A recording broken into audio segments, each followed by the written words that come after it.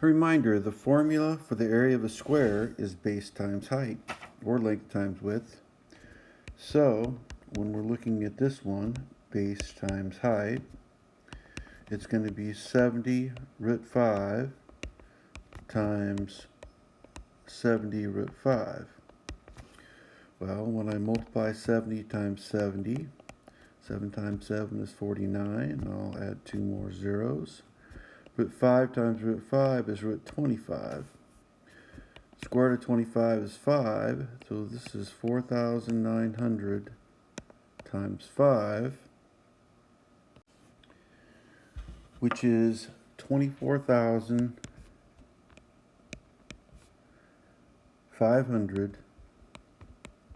In this case, remember, area is measured in squares, and each square is 1 centimeter by 1 centimeter. So centimeters squared is our label.